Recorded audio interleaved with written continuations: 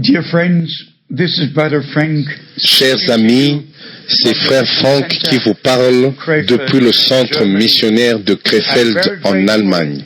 Je suis très reconnaissant pour cette opportunité d'être dans votre pays, dans votre ville et même dans votre maison.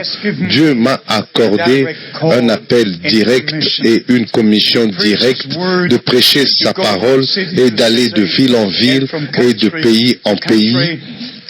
Et dans les 40 dernières années, je les ai utilisés dans le ministère dans plus de 130 pays.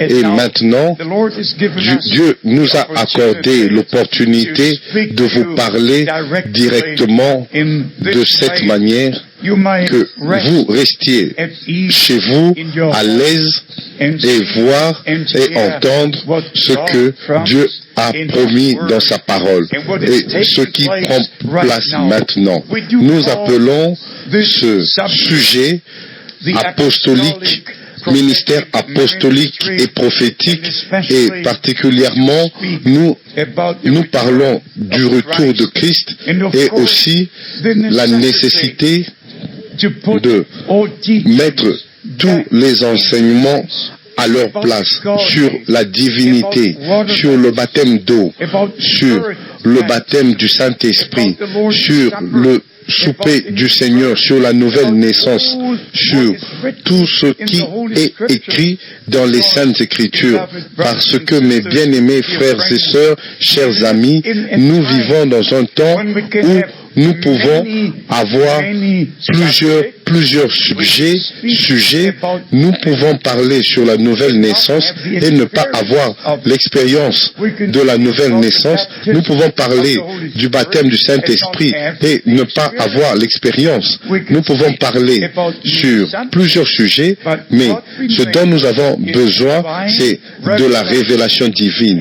Et nous devons participer à toutes les bénédictions que Dieu nous a accordées dans la nouvelle alliance par Jésus-Christ notre Seigneur, qui a dit dans Matthieu chapitre 26, à partir du verset 26, il a dit ceci est le sang de l'alliance qui est répandu pour beaucoup, pour plusieurs. Plusieurs, c'est toujours ceux qui reçoivent, toujours ceux-là qui reçoivent. Quand notre Seigneur a dit dans Jean chapitre 20, à partir du verset 21, comme le Père m'a envoyé, moi aussi je vous envoie. Et puis il souffla sur eux le Saint-Esprit et leur donna la puissance, l'onction, l'autorité divine de prêcher l'évangile de Jésus-Christ. Et puis, il a fait cette déclaration, ceux à qui vous pardonnerez les péchés, ils leur seront pardonnés, et ceux à qui vous les retiendrez, ils leur seront retenus. Ça a été mal compris, et c'est comme ça que nous devons ramener ça aux Écritures et voir ce que l'apôtre Pierre et l'apôtre Paul, quels étaient leurs enseignements dans le Nouveau Testament. Nous pouvons aller depuis la première prédication où l'apôtre Pierre a rassemblé toutes les commissions, il les a mises ensemble de Matthieu, de Marc, de Luc, de Jean, toujours en disant ce que les Écritures avaient déjà dit en prêchant l'Évangile et au même moment annonçant la repentance, repentez-vous et que chacun de vous soit baptisé dans le nom de Jésus-Christ pour la rémission de vos péchés. Et vous recevrez le don du Saint-Esprit. Mes bien-aimés, c'est tellement important, pas seulement de prendre une écriture, mais de prendre toutes les écritures qui appartiennent au même sujet, et puis aller de là et creuser profondément afin que vous connaissiez la vérité et la vérité vous affranchira. Dans Romains au chapitre 16, au verset 24, l'apôtre Paul a résumé ce qu'il venait d'écrire aux croyants en disant, Romains 16, verset 24, que la grâce de notre Seigneur Jésus-Christ soit avec vous tous. Amen. À celui qui peut vous affermir selon mon évangile. Selon mon évangile. Et la prédication de Jésus-Christ, conformément à la révélation du mystère caché pendant des siècles. Les hommes de Dieu dans l'Ancien Testament qui ont prophétisé sur la grâce, ils sondaient, ils ont cherché pour trouver le temps dans lequel ces choses qu'ils ont prophétisées allaient s'accomplir. Les apôtres, dans le Nouveau Testament, ils ont montré comment la grâce de Dieu a été manifestée en Jésus-Christ notre Seigneur. Moïse, dans l'Ancien Testament, a fait cette prière, Exode 33, « Ô Seigneur, si j'ai trouvé grâce à tes yeux, fais-moi connaître tes voies. » Ce dont nous avons besoin aujourd'hui, nous avons besoin de connaître le plan de Dieu du temps de la fin. Nous sommes arrivés à la fin du temps de la grâce. Même si personne ne connaît le jour ni l'heure, il nous est dit dans Matthieu au chapitre 24, dans Marc chapitre 13, dans Luc chapitre 21, que nous verrons les choses qui ont été promises et prédites. Et quand nous allons voir ces choses, nous devons nous redresser et lever nos têtes et regarder au ciel parce que notre délivrance est proche. Luc chapitre 21 verset 28. En parlant de la rédemption de notre corps, la rédemption a déjà été achevée sur la croix du calvaire, l'âme, l'esprit et le corps. Le prix a été payé, mais l'âme est déjà rachetée et elle a déjà reçu la vie éternelle. Mais nous attendons la transformation de notre corps. L'esprit a déjà été changé. L'âme a déjà la vie éternelle, mais ce corps mortel doit revêtir, doit être transformé, changé dans l'immortalité qui va avoir lieu lors du retour de Christ. Aussi certain que son corps mortel a été changé, transformé dans un corps de résurrection, notre corps mortel, lors de son retour, va être changé et transformé dans un corps de résurrection, dans un corps glorifié, et nous le verrons et nous serons comme lui. Ça, c'est ce que Jean a écrit dans 1 Jean au chapitre 3, à partir du verset 1 jusqu'au verset 3. L'apôtre Paul a parlé aussi sur cela dans 1 Corinthiens chapitre 15 et spécialement à partir du verset 43 jusqu'au verset 49. Et puis, il continue jusqu'au verset 50 et 51 où il est dit que nous ne mourrons pas tous, mais tous nous serons changés. Maintenant, c'est le temps de Dieu de restaurer, rétablir toutes choses dans l'Église de Jésus-Christ tel que c'était au commencement. Nous ne pouvons pas faire des compromis comme vous pouvez le voir.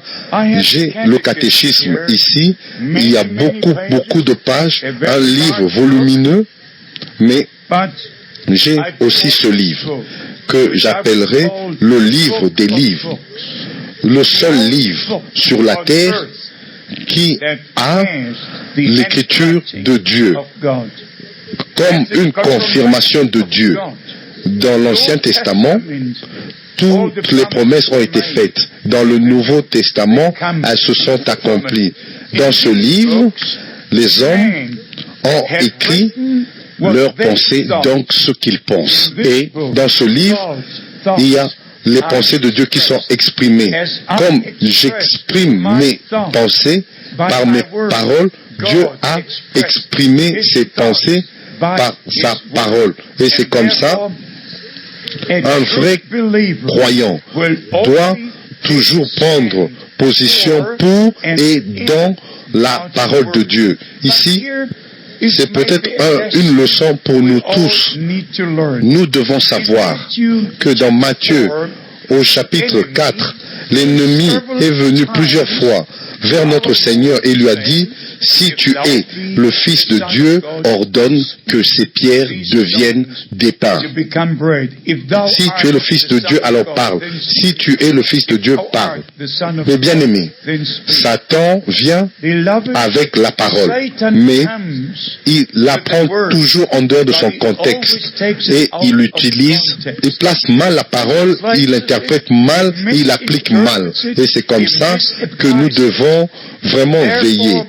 Car ce n'est pas tous ceux qui disent « Seigneur, Seigneur » entreront dans le royaume de Dieu. Ce n'est pas tous ceux dans la bouche desquels est la parole de Dieu qui disent la vérité, mais cela doit être la parole originale de Dieu. Pas seulement une déclaration ici, une autre là-bas.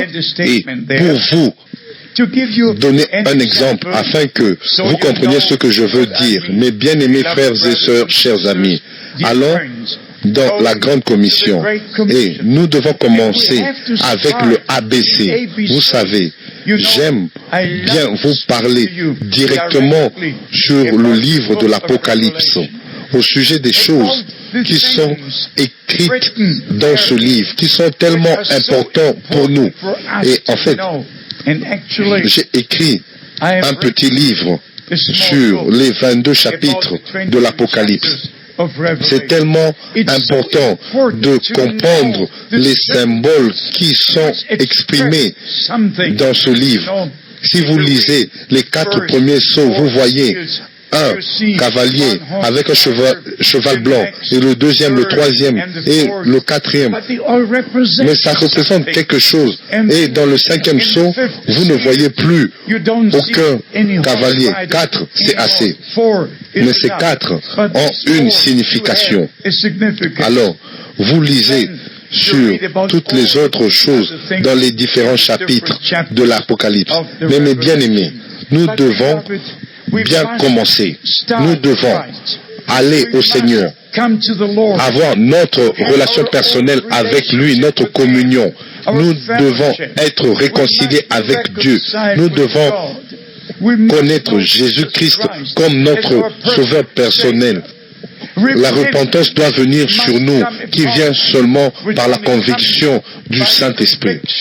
Quand la parole de Dieu nous est prêchée, alors le Saint-Esprit nous convainc du péché. Premièrement, du péché, de l'incrédulité. Deuxièmement, du jugement. Et troisièmement, de la justice. Vous pouvez le lire particulièrement, spécialement dans les chapitres de Jean, Jean chapitre 14 et chapitre 16, et même que quand le Saint-Esprit viendra, il nous conduira dans toute la vérité et il nous annoncera les choses à venir. Mais bien aimés, c'est tellement important, mais nous devons bien commencer, un bon départ. Nous devons avoir un accès personnel à Dieu et à sa parole. Et c'est seulement comme ça, les mystères que nous trouvons dans les Écritures vont nous être révélés. Comme nous l'avons dit plusieurs fois, la mauvaise compréhension est un peu partout. Comme nous lisons dans Luc chapitre 16, verset 16, la loi et les prophètes ont été jusqu'à Jean et dès lors le royaume de Dieu est annoncé. Dans un endroit, nous lisons que Christ est la fin de la loi. Et puis, dans Romains, au chapitre 7, nous lisons que la loi est spirituelle pour celui qui comprend la signification qui est dans la loi. Dans mon pays, il peut avoir plusieurs lois. Je n'ai jamais pu connaître une seule loi parce que je vis dans la grâce. Je garde les lois et c'est comme ça, je n'ai pas besoin d'apparaître devant un tribunal. Les lois de mon pays ne s'appliquent pas à moi parce que je vis pas au-dessus de la loi, mais dans la loi non parce que quelque chose me fait faire cela, mais c'est d'une manière volontaire. Je vis conformément aux règles et aux lois de mon pays. Mais quand il s'agit du domaine spirituel, nous vivons tous dans la transgression. Nous avons tous brisé les commandements du Seigneur. Et la loi nous a été donnée pour nous convaincre de nos transgressions. Et la loi nous prend dans le jugement, mais la grâce est venue pour nous prendre, nous faire sortir de la prison. La loi nous a mis dans la prison parce que nous étions coupables. Et la grâce nous a fait sortir de la prison. Nous devons comprendre ces choses. Alors, si l'apôtre dit la loi est spirituelle, alors nous comprenons ce que cela veut dire. Cela ne veut pas dire faites ceci ou faites cela, mais être convaincu de la transgression, être convaincu que nous avons été séparés de Dieu, coupés de Dieu. Nous avons transgressé de plusieurs manières. Et nous avons besoin de la grâce de Dieu. Nous avons besoin du salut qui vient de Dieu. Nous avons besoin de la vie éternelle, pas d'une religion. Alors toute chose, même la loi a sa place, même la grâce a sa place, les évangiles ont leur place, le livre des actes a sa place, les épîtres ont leur place.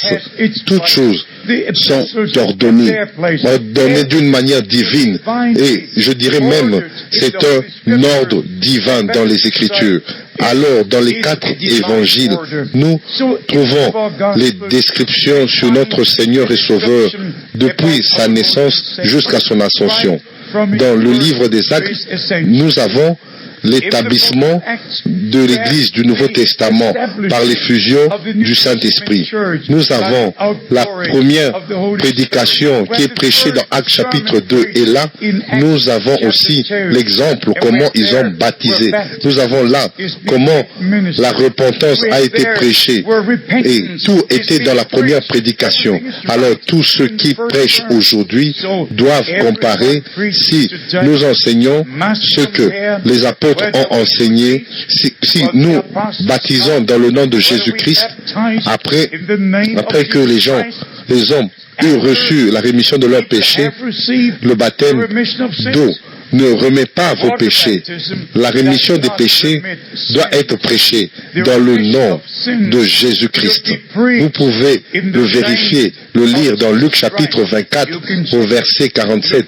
Là, notre Seigneur a dit que la rémission des péchés sera prêchée à toutes les nations en mon nom, le nom de Jésus. Là, vous l'avez. Premièrement, la rémission des péchés est prêchée par l'Évangile. Et ceux qui croient en Jésus-Christ comme leur sauveur personnel, ils reçoivent le pardon de leurs péchés, conformément à ce que notre Seigneur a dit. Et Pierre, qui pouvait vraiment d'une manière très claire parler, ceux qui croient, vos péchés sont pardonnés, et il devait aussi dire que si vous ne croyez pas, vos péchés ne peuvent pas être pardonnés parce que Jésus-Christ est l'objet de notre foi. C'est seulement en Christ que Dieu nous a rencontrés. Et c'est seulement en Christ que nous pouvons rencontrer Dieu. Et c'est comme ça que Dieu était en Christ, réconciliant le monde avec lui-même. 2 Corinthiens 5, 19. Et le sang fut versé, le sang de la nouvelle alliance fut versé pour la rémission de nos péchés. Alors, le sang pardonne les péchés et le baptême est la confirmation que nous nous sommes repentis et que nous avons reçu le pardon de nos péchés et c'est comme ça que nous sommes baptisés en son nom dans la rémission des péchés. Mais bien aimés, toutes choses doivent être comprises de la bonne manière. Même Actes chapitre 2 au verset 38. Vous devez prendre Actes chapitre 8 où ceux qui ont cru et furent baptisés. Vous devez prendre Actes chapitre 10, vous devez prendre Actes chapitre 11, vous devez prendre Actes chapitre 19, et vous devez prendre Romains chapitre 6, et vous devez prendre Actes chapitre 2, verset 38, avec toutes les autres parties où l'évangile a été prêché, où les hommes ont reçu le pardon de leurs péchés et ont été baptisés au nom de Jésus-Christ et ils ont reçu le baptême du Saint-Esprit. Il y en a plusieurs, particulièrement dans les enseignements de Jésus seul, soi-disant l'enseignement unitaire qui n'est pas non plus conforme aux Écritures, ils croient que la rémission, le pardon des péchés est dans le baptême. Non, non, ce n'est pas ainsi. Le pardon des péchés est dans la foi en Jésus-Christ, le Fils de Dieu qui a versé son sang sur la croix du Calvaire pour la rémission de vos péchés. Et vous croyez et vous recevez le pardon de vos péchés. Et c'est comme ça que vous êtes baptisés parce que vous croyez en cela. Alors, tout ne peut être compris de la bonne manière et correctement quand vous le placez sur une écriture comme en se référant à Matthieu chapitre 28 au verset 19 sans aller dans Marc chapitre 16, sans aller dans Luc chapitre 24, sans aller dans Jean chapitre 20 et ne pas prendre toutes ces écritures au livre des Actes et pas seulement dans Actes chapitre 2 mais aussi dans les autres chapitres pour mettre toutes choses de la bonne manière ensemble et c'est ce que nous devons faire dans ce ministère apostolique et prophétique. Nous devons prendre chaque parole de Dieu, pas seulement mettre une écriture d'une seule écriture, tous peuvent faire cela. Et comme j'ai déjà mentionné, Satan est venu au Seigneur et il lui a dit, il est écrit, tous peuvent venir et dire qu'il est écrit dans Matthieu au chapitre 28 verset 19.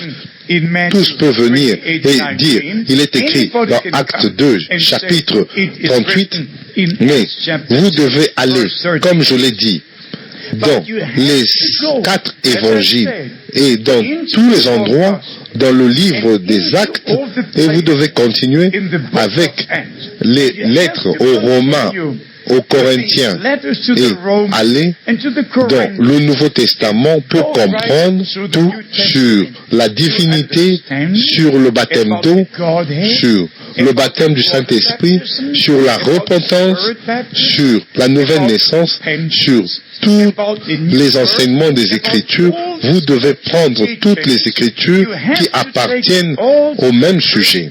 Et c'est comme ça que vous aurez une balance, un équilibre, une compréhension de ce que les Saintes Écritures enseignent. Maintenant, résumons. Et je dois mettre l'accent que nous ne pouvons pas seulement retourner au jour de la Réformation ou aux grands hommes qui ont vécu après la Réformation.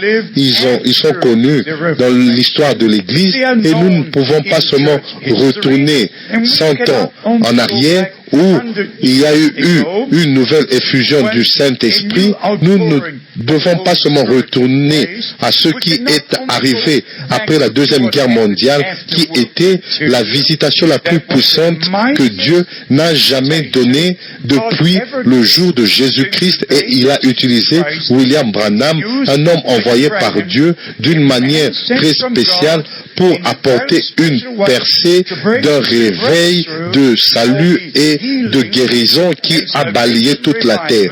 Il était le seul que j'ai pu connaître dans le début des années 50 qui a prêché la vraie parole de Dieu et avait un ministère prophétique et apostolique.